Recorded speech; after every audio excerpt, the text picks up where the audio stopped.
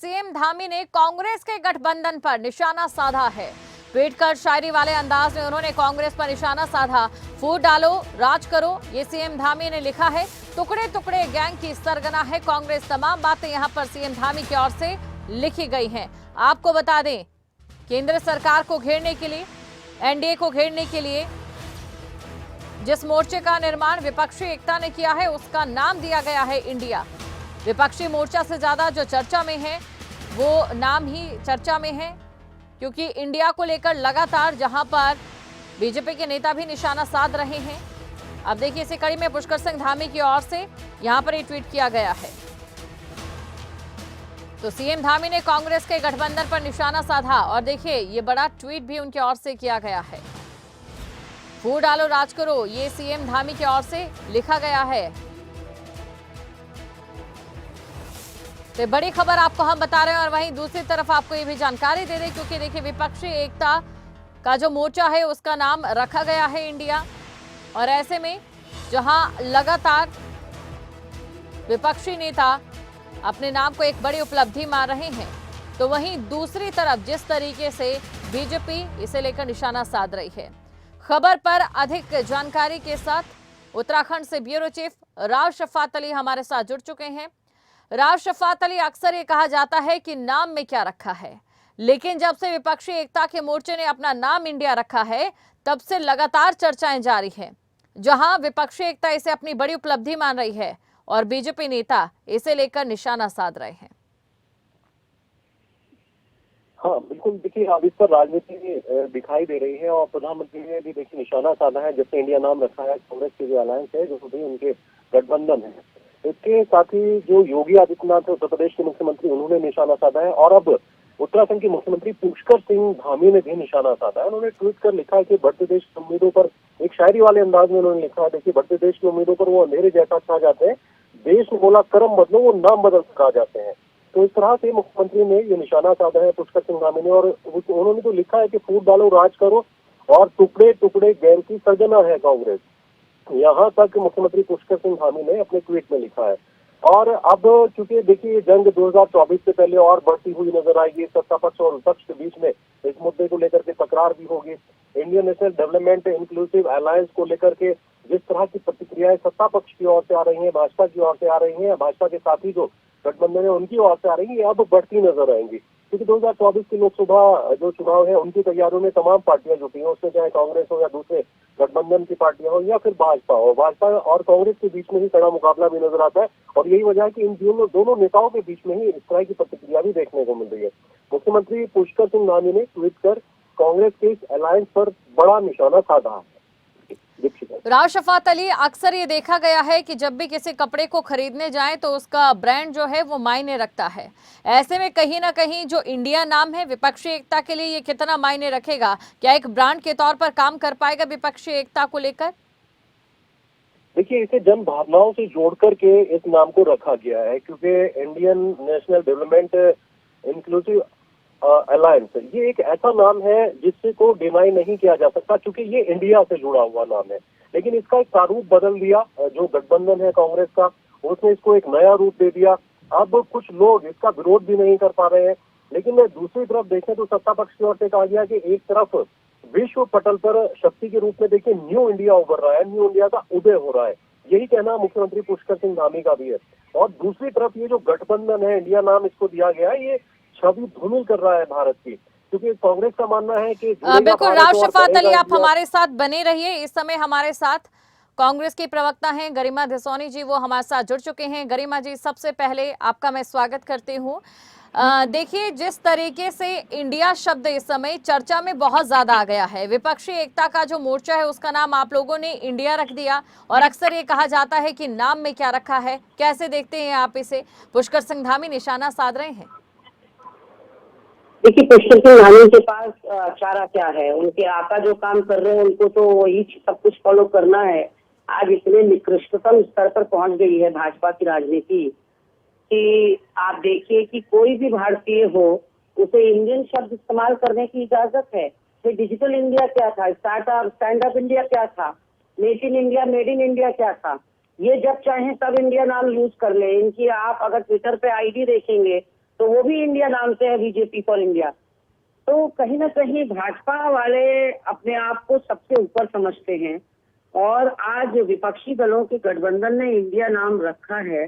ऐसे में इनके पेट में इतने मरोड़ उठ गए कि इन्होंने इतने निचले स्तर की राजनीति करनी शुरू कर दी कि मुजाहिदीन और ईस्ट इंडिया कंपनी से अपने ही देश के विपक्षी दलों की ये तुलना कर रहे हैं। यानी कि मोदी जी क्या चाहते हैं, सिर्फ वो रहे इस देश में, बाकी कोई ना रहे, कोई और दल ना हो भाजपा के अलावा, फिर तो लोकतंत्र की आत्मा की ही हत्या हो जाएगी। पहले राहुल गांधी को निष्कासित किया आपने अडानी के विरोध में सवाल उठाने पर, अब आपने संजय सिंह को निष्कासित कर दिया मानसून सत्र के लिए क्योंकि वो मणिपुर की महिलाओं की बात कर रहे थे। तो सदन क्या गलबैयां डालने के लिए है? सदन तो विचार विमर्श के लिए, आरोप प्रत्यारोप के लिए, इसी सब चीजों के लिए बनाया गया है कि विपक्ष सवाल पूछे और सत्ता पक्ष उसका जवाब दे। और संसद भवन और विधानसभा का तो फिर अस्तित्व ही मुझे लगता है कोई औचित्य नहीं रह जाएगा उनके अस्तित्व पर, अगर इस तरह से आप विरोधी स्वरों को कुचलने के लिए उनको निष्कासित करते चले जाएंगे।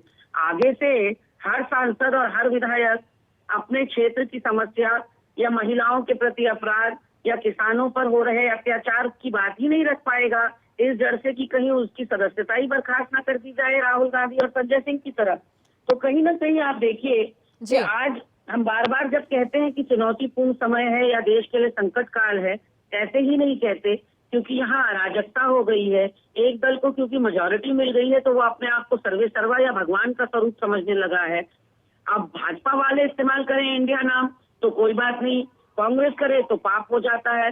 तो ऐसे में पुष्कर सिंह नामी तो खाली माउथपीस है, ये तो रबड़ स्टैंप है या कठपुतली है, जो आका कहेंगे उसी लाइन पर इनको भी गरिमा जी, आपको एक किस्सा, आपको एक घटना याद दिलाना चाहती हूँ। कर्नाटक चुनाव आपने भी देखा होगा, एक जनप्रतिनिधि होने के तौर पर जब बजरंग दल को लेकर जब कांग्रेस निशाना साधती है तो बीजेपी ने बजरंग बली उसका कर दिया था, तब कांग्रेस को भी बहुत ज्यादा दिक्कत थी। अब ऐसी दिक्कत कहीं ना कहीं अब बीजेपी को भी देखने को मिल रही है कि इंडिया का प्रारूप बदल दिया गया है, लेकिन जनभावना से जोड़कर दिखाने की कोशिश की जा रही है।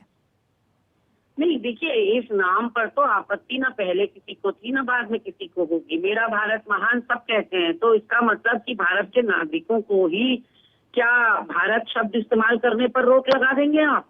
ये विपक्षी दल हैं, ये सभी राष्ट्रीय दल हैं, इनको स्वेच्छा से या स्वतंत्रता होनी चाहिए। ये देश लोकतंत्र नहीं तानाशाही की तरफ बढ़ रहा है। अगर उन्होंने अपने गठबंधन का नाम इंडिया रख दिया, इन्होंने एनडीए रख दिया, उसमें किसी को क्या दिक्कत होनी चाहिए? वो एब्रीविएशंस हैं। इंडिया का फुल फॉर्म कोई ऐसा नहीं है कि किसी के दिल को ठेस पहुंचाए या आहत करे। एक धर्म की भावनाएं और आस्थाएं और विश्वास होता है। आपकी तुलना ही गलत है। बजरंगबली हमारे आस्थाओं का केंद्र है, उसके साथ आप जो है देश के नाम को जोड़ रहे हैं। देश तो हमारी आन बान शान है, देश तो हमारा गौरव है, उसके लिए तो मर मिटने की कस्में हम खाते हैं। तो फिर उसके साथ हम कोई खिलवाड़ कैसे कर सकते हैं? हमारे इंडिया का जो गठबंधन है उसका full form Indian national developmental inclusive alliance है। इससे किसी को क्या दिक्कत हो सकती है? सिर्फ उनको दिक्कत है। अच्छा ठीक है गरिमा जी, अभी आपने मणिपुर हिंसा को लेकर भी थोड़ी देर पहले आपने बात की थी कि मणिपुर हिंसा पर जो है बीजेपी वो चर्चा नहीं चाहती है। जो चर्चा अप्रूव हुई है 176 के तहत अप्रूव हुई है, आप लोग चाहते हैं कि 267 के तहत उसमें चर्चा की जाए, लेकिन जब विपक्ष हंगामा करेगा तो ना 176 के तहत चर्चा होगी ना 267 के तहत चर्चा होगी। नहीं देखिए, जब आप विपक्ष की सुनेंगे नहीं, जब सिर्फ अपनी चलाएंगे तो यही सब होगा जो संसद में देखने को मिल रहा है। चर्चा तो अप्रूव हो चुकी है मैडम वहां पर, लेकिन बावजूद उसके जैसे ही नारेबाजी शुरू हो जाती है। मैं वही तो कह रही हूँ, नियमों को तोड़ना मरोड़ना पहले से ही भाजपा का शगल रहा है। इस वक्त भी जिस नियम पर विपक्ष चर्चा चाहता है उस नियम में अगर चर्चा कर लेंगे, अगर ये दूध के धुले हैं, अगर ये पाक साफ हैं, तो जिस नियम में विपक्ष चाह रहा है उस नियम में कर ले, क्या दिक्कत है? क्यों अपनी चला रहे हैं? क्यों 176 में ही करना चाहते हैं? यानी कि ये तोड़ना मरोड़ना चाहते हैं, पूरे नैरेटिव चेंज करना चाहते हैं, पूरे चर्चा के दिशा को बदलना चाहते हैं। और आज पूरा देश जानता है कि 82-83 दिन तक जो आपकी चुप्पी रही, जो आपकी निष्क्रियता और निकम्मापन रहा, उसकी वजह से मणिपुर में आज ये हालात पैदा हुए हैं। अब तो समाचार पत्र भी खुलकर इनकी बातें बयान कर रहे हैं। आपसे भी मेरा निवेदन रहेगा कि बच्चियों के पक्ष में खड़े होइए, सरकार के पक्ष में नहीं।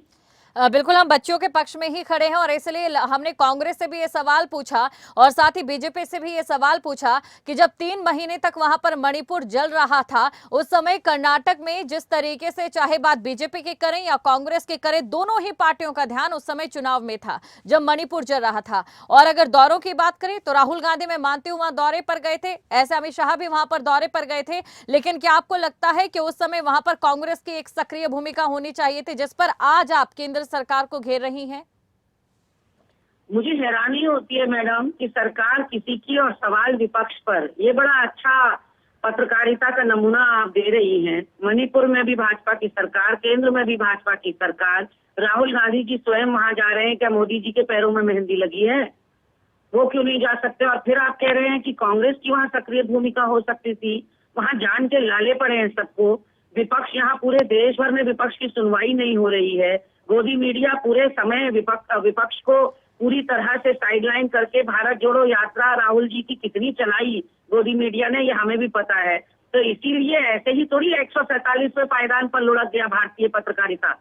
इसी सब वजह से पहुंचा है, क्योंकि नहीं गरिमा जी, जब राहुल गांधी की भारत जोड़ो यात्रा चली थी तो खबरें अभी तक था, खबरें अभी तक ने ये बताया था कि राहुल गांधी की प्रधानमंत्री के चेहरे के तौर पर लोकप्रियता बढ़ी है। आप इस पर सवाल नहीं खड़े कर सकती है। खबरें अभी तक ने इस खबर को दिखाया था, शायद आपने तब देखा नहीं होगा या समझा नहीं होगा। बहुत बहुत शुक्रिया गरिमा जी, आप हमारे साथ जुड़ी और ये तमाम चर्चा आपने हमारे साथ की। तो देखिए, इस समय विपक्ष लगातार एनडीए को लेकर सवाल खड़े कर रहा है और वहीं एनडीए भी लगातार विपक्ष पर निशाना साध रही है। लेकिन अभी भी खबरें, अभी तक का सवाल वही है कि मणिपुर की जनता जो डिजर्व करती है, क्या वो सरकार की चुप्पी डिजर्व करती है या वो विपक्ष की नारेबाजी डिजर्व करती है? ये बड़ा सवाल यहां पर खड़ा हो जाता है, क्योंकि जब मणिपुर जल रहा था, जब शुरुआत हुई थी, जब वो पहला मृतक जिसे मारा गया था, तब वहां पर ना बीजेपी थी, ना कांग्रेस थी और सभी अपने चुनावों में व्यस्त दिखाई दे रहे थे।